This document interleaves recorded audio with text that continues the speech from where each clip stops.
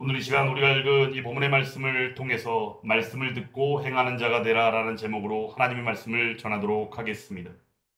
여러분들은 하루에 거울을 몇 번이나 보시나요? 혹여 거울에 비친 우리 자신의 모습을 볼 때 어떤 생각을 하십니까? 흔히 우리가 생각할 때 좀 외모가 출중한 사람들은 거울을 자주 보고 외모가 좀 떨어지는 사람들은 거울 보기를 좀 꺼리는 것처럼 여겨질 때가 있는데, 그런데 중요한 것은 이 거울이 하는 역할은 사실 우리의 출중한 외모를 자랑하고 빛내기 위해서도 아니고, 또한 좀 외모가 모자란다고 그래서 우리들 자신이 창피해하라고 이 거울이 있는 것이 아니다라는 사실입니다. 오늘 말씀 가운데 이 거울의 표현이 나오는데, 사실 거울은 우리가 볼 때 역사적으로 한 13세기에나 이르러서 이탈리아에서 처음 거울과 같은 모양이 있게 되었다라고 전해집니다. 그러면 오늘 말씀 가운데 나타난 이 거울은 과연 어떤 모양이었겠는가? 우리가 보니까 이 거울의 역사도 참 재미있더라고요. 거울의 첫 역사는 어떤 거냐면, 흘러가는 물 아니면 웅덩이 가운데 비춰지는 모습을 보고 거울처럼 생각했던 때가 처음 시작이었음을 우리는 알 필요가 있습니다. 그리고 그 가운데는 좀 반짝반짝하는 돌도 사실 거울 대용으로 사용했던 때가 있었다는 사실입니다. 이때가 언제냐? 바로 옛날 완전 고대 시대가 그러한 때였다라는 사실입니다. 그리고 나서 그 이후에 청동기와 철기 시대에 접어들면서 바로 우리가 볼 때 어찌 보면 이 신약 성경의 이 말씀이 배경이 되는 로마 제국 시대라든가 그 이후의 역사의 어떤 과정 가운데서 나타나는 거울의 모습은 그러면 어떤 것이었는가? 금속을 연마해 가지고 거울 대용으로 썼다는 사실입니다. 그때 그 당시에 거울은 보통 구리를 연마해 가지고 거울로 썼다는 그러한 내용들이 있는데, 오늘 말씀의 배경이 사실은 이야기하는 거울이 그러한 모습입니다. 그러므로 그때 그 당시에 썼던 그 구리를 연마하여 썼던 거울의 모습은 실상 어떤 모습이냐? 내 자신의 모습이 그 구리를 연마하여 만들어진 거울 가운데 비치곤 있지만, 실상 지금과 같은 선명하게 보이는 거울의 모습이 아닌지라 그렇게 비춰지는 자신의 모습조차도 어찌 보면 확신할 수 없는 그런 불확실한 모습 가운데 사용되었던 거울이 바로 그때 그 당시에 거울이었다는 것입니다. 우리가 사실 거울을 어떤 때 씁니까? 아침에 눈을 떠서 일어나고, 또한 우리가 외출하기 전에 옷매 문새를 다듬을 때라든가, 그럴 때 우리는 거울 앞에서 우리 자신의 모습을 볼 때가 있지요. 그런데 중요한 것은 이 거울이 어떠한 역할을 하느냐? 우리들의 현재의 상태를 정직하게 보여주는 역할을 거울이 한다라는 사실입니다. 그러므로 우리들이 거울을 보았을 때 우리 자신이 인식하지 못하거나 알지 못하거나, 아니면 잠자리에서 금방 일어나서 뭔가 정돈되지 않은 밖으로 보이는 외모의 모습을 거울이 정직하게 보여줌으로 말미암아 우리가 매무새를 단정하게 한다거나, 아니면 우리의 얼굴이나 머리카락 가운데 뭔가가 묻어 있다면 그러한 것들을 인지하고 그러한 것들을 정리할 수 있도록 도와주는 역할을 하는 것이 거울이다라는 사실입니다. 근데 이 거울이 역사적으로 볼 때는 보통 일반적으로 세 가지 의미로 우리가 이야기를 합니다. 첫 번째는 어떠한 내용이냐? 첫 번째는 우리의 자아를 돌아보게 하는 도구로 거울을 인식한다는 사실입니다. 지금 방금 소개해드린 것처럼 우리의 외모를 확인한다거나 뭔가 문제가 있지는 않는지 돌아보는 역할을 하는 것과 똑같은 맥락으로서 거울을 이야기한다는 것입니다. 그리고 두 번째로는 거울이 실제적으로 치장하고 좀 가졌다라고 내가 자랑하고 싶은 사람들이 가지는 소유물이 옛날에는 거울이었다라는 것이에요. 그러므로 이 거울을 통하여 나타내는 하나의 또한 모습이 무엇이냐면, 허영이나 교만한 모습들이 이 거울을 통하여 비춰졌다라는 사실입니다. 그리고 세 번째로 비춰지는 이 거울의 모습은 바로 무엇인가? 거울을 통하여 바로 우리들이 이야기하는 진리를 깨우치게 하는 도구로서 거울이 사용되어졌다는 사실입니다.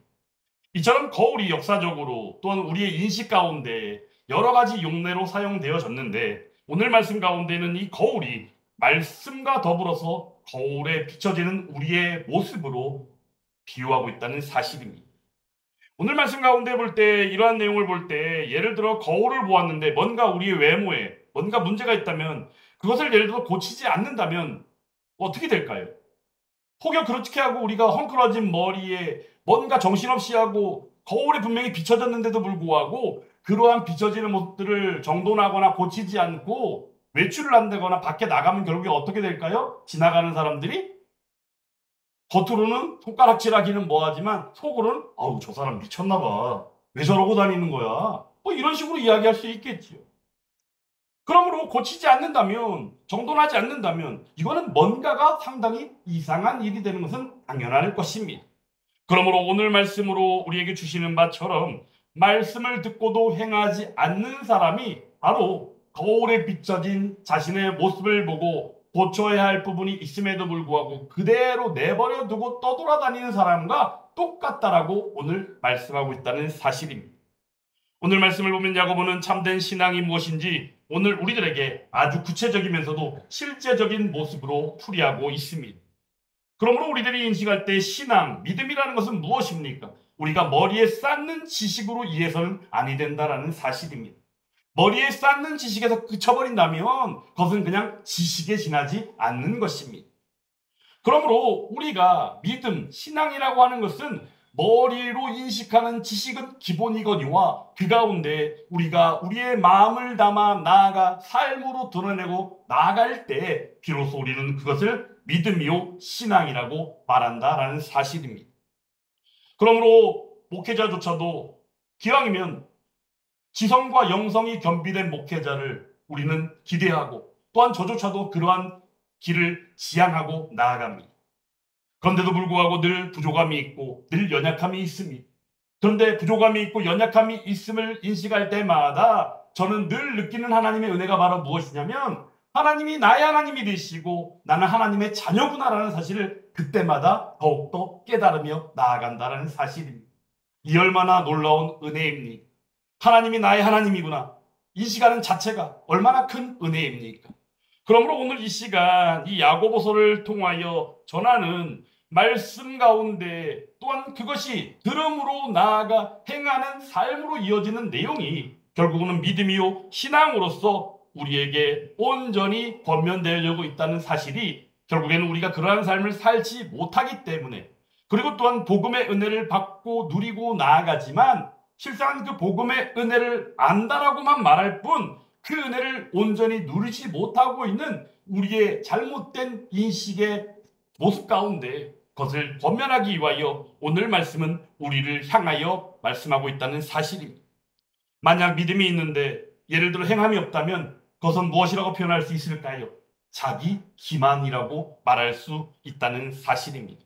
그러므로 오늘 말씀 가운데 22절에서는 자신을 속이는 자가 되지 말라라고 우리에게 먼저 경고하고 있습니다. 여기서 자기를 속인다는 말은 과연 무엇입니까? 자기를 속인다는 말을 좀 풀어서 설명드리면 바로 이런 내용입니다. 나는 하나님과 친밀한 사람입니다. 나는 하나님과 뗄래야 뗄 수 없는 사람입니다. 라고 말은 하는데 실제 나아갈 때 하나님의 뜻과는 전혀 상관없이 사는 사람의 모습이다라는 사실입니다. 그러므로 오늘 이 시간 우리가 살아가는 현실 가운데 이 22절의 말씀이 매우 날카로운 우리에게 도전을 주고 있다는 사실입니다. 우리는 늘 말씀을 듣습니다. 그리고 때로는 성경 공부를 하기도 합니다. 그러므로 말씀 묵상을 함으로 말미암아 감동을 받고 하나님이 베푸시는 은혜를 누리며 나아갑니다. 그런데 중요한 것은 삶의 자리에 나아가기만 하면 어떻게 돼요? 말씀이 온데간데 없이 사라지는 매우 신기한 일을 경험한다는 사실입니다. 이때 우리는 말씀을 수용하기만 하지 결국에는 실행하지 못하는 매우 위태로운 위치 가운데 서게 되었다는 것입니다. 사랑하는 여러분, 혹시 여러분들은 그렇지 않습니까? 저도 때마다 그러한 경우를 경험하고 이러면 안 되는데 생각할 때가 있습니다. 결국엔 그런 마음들이 무엇입니까? 돌이키는 것이죠. 하나님을 의지하는 것이죠. 하나님께로 나아가는 것이죠. 그러므로 존 칼빈은 기독교 강요를 통해서 이렇게 말씀했습니다. 말씀은 머리에 저장되기 위한 것이 아니라 삶을 변화시키기 위한 것이다 라고 말입니다. 칼빈은 기독교 강요에서 늘 이야기하는 것이 바로 무엇이냐면 믿음을 말할 때 우리가 이야기하는 바처럼 또한 야고보서에서 행함이 있는 믿음을 포인트로 하여 이야기할 수밖에 없고 권면할 수밖에 없게 된 그 배경이 결국에는 이신칭의 교리에 함몰되어 있는, 이신칭의 교리 하나에만 집착하고 있는 그들의 모습에서 삶으로 온전히 이끌어내 하나님이 기뻐하시는 믿음이며 신앙이 바로 이런 것이다를 말씀하고 권면하기 위함이었음을 우리는 기억해야 한다는 것입니다. 그러므로 우리들은 기독교 강요에서 칼빈이 말한 것처럼, 그리고 더 나아가 말씀을 받았을 때 우리가 늘 느껴야 되는 바가 바로 무엇이냐면, 말씀을 얼마나 많이 들었느냐? 중요할 수 있겠죠. 하나님 말씀을 얼마나 많이 알고 있느냐? 중요할 수 있겠죠. 하지만 중요한 것은 말씀을 듣고 말씀을 받은 만큼 나아가 삶으로 온전히 실행하고 나아가는 저와 여러분들이 되어야 한다는 사실입니다. 그러므로 저는 말씀을 생각할 때마다 늘 이런 이야기를 드리지 않습니까? 말씀이 녹아지는 삶. 말씀 가운데 완전히 철저하게 우리들 자신을 내려놓고 온전히 녹아지는 삶이 되어야 한다는 사실입니다. 한 청년이 있었습니다. 중요한 프리젠테이션 발표가 있는 날입니다. 그런데 전날 밤을 새면서 너무나도 급하게 준비했는지 아니면 너무나도 열심히 준비했는지 밤사이 어떤 일이 있었는지 모르지만 거울 앞에 아침에 이제 출근하기 위해서 거울 앞에 섰을 때 얼굴에 잉크가 묻은 것이 발견이 된 것이에요. 근데 너무 급한 마음도 있고 또 그날의 그 프레젠테이션을 잘해야 되겠다는 마음이 급하다 보니까 얼굴에 잉크가 묻은 것 대수롭지 않게 생각하고 그냥 출근길에 나선 것입니다. 얼굴 한쪽에는 바로 잉크 자국이 그대로 남아있는 상태입니다. 지하철을 타고 이제 출근을 하는데 사람들의 시선이 이상하게 느껴집니다. 자꾸 불구분에 쳐다보는 느낌입니다. 이유는 뻔하겠지요. 얼굴에 뭐가 묻었으니까요. 그런데 역시나 회사에 출근해서 보니까 상사를 만나서 인사를 나누는 과정에서 상사가 이렇게 이야기합니다. 거울을 보고도 아무것도 하지 않았나 보군요. 그제서야 프레젠테이션을 준비하고 열심히 달려왔던 그 청년 회사원은 후회했습니다. 잠깐이면 되는 것을 게을리하고 그렇게 나왔던 자신의 모습을 부끄러워하며 말입니다. 사랑하는 여러분, 말씀이 우리에게 비춰주는 모습은 우리의 실제 영적인 상태라는 사실입니다.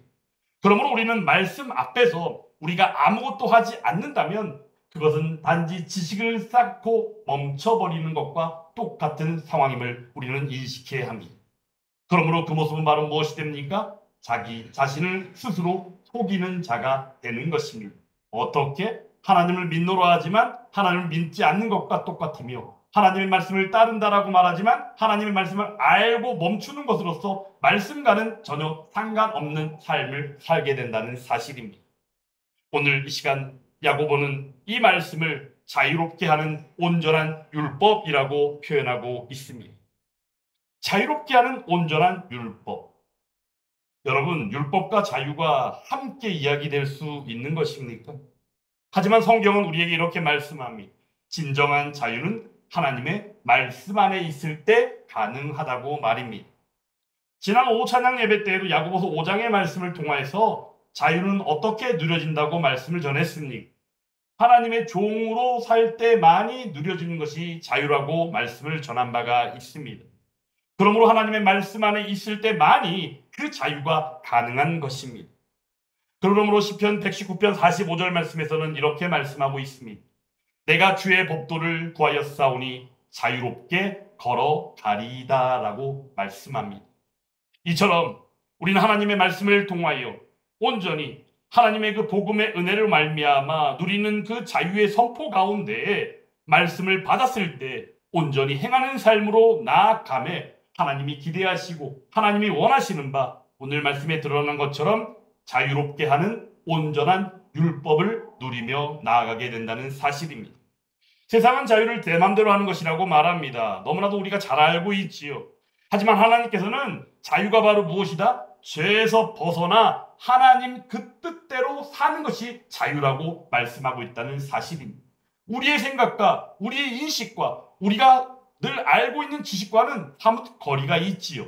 하지만 중요한 것은 하나님의 말씀인 계시를 온전히 말씀으로 받고 우리의 하나님을 믿음으로 나아가는 그리스도인이라면 마땅히 그 정의에 있어서도 또한 그 누림에 있어서도 이 범위를 벗어나서는 안 된다라는 사실입니다. 그러므로 개혁주의 신앙에서는 이렇게 우리의 신앙을 말씀합니다. 구원이 오직 은혜이고 오직 믿음으로 주어지지만 그 믿음은 어떻게 해야 된다? 반드시 삶으로 나타나야 한다라고 말입니다. 그러므로 존 칼빈도 기독교 강요에서 믿음을 이야기할 때에 삶과 동일하게 이야기했습니다. 그러므로 믿음이 기초되어졌을 때 삶으로 나아가야 한다라고 이야기했지 믿음을 믿음 따로 삶 따로 말하지 않았다라는 사실입니다. 저는 그러면 이 시점에서 우리 믿는 자들 그리스도인들에게 그러면 우리가 나뉘고 분리하는 것은 과연 무엇이 있어야 하겠는가? 오직 우리에게 있어서 분리는 죄로부터의 분리 외에는 없다는 사실입니다. 하나님의 말씀을 의지하고 하나님의 말씀을 인식하고 하나님의 말씀을 묵상하고 살아가는 삶 안에서 우리는 온전히 유기적이며 밀접하게 연결되어져 있음을 잊어서는 안 된다는 사실입니다. 교회도 마찬가지입니다. 우리는 다 연결되어져 있습니다. 유기적인 관계로 연결되어져 있기에 서로 함께 배려하고 서로 함께 권면하고 때로는 서로 함께 책망하는 가운데에서 하나님을 바라보고 나아갈 수 있다는 사실입니다. 이러한 사실을 하나님의 말씀을 통하여 우리에게 늘 말씀하셨으므로 말미암아 우리들이 온전히 말씀을 듣고 행하며 따르는 삶으로 나아갈 수 있기를 간절히 주님의 이름으로 축원합니다. 말씀을 따르는 삶은 구속이 아니라 자유의 누림이라는 사실을 온전히 깨달아야 합니다. 그러므로 그것은 우리에게 두려움이 될 수 없습니다. 왜냐하면 말씀은 우리에게 늘 힘이 되며 우리가 살아가는 이정표가 되며 우리가 마땅히 나아갈 바이기 때문입니다. 그러므로 말씀을 따라 행하며 사는 삶도 우리에게는 기쁨일 수밖에 없습니다. 이유는 간단합니다. 이러한 모든 것들을 은혜로 베푸시고 함께 하시는 우리의 예수 그리스도가 계시기 때문입니다. 예수 그리스도와 함께함이 기쁨입니다. 그러므로 우리들 모두가 다 함께 말씀의 순종함으로 말미암아 진정으로 복된 하나님의 사람들이 다 될 수 있기를 간절히 원합니다.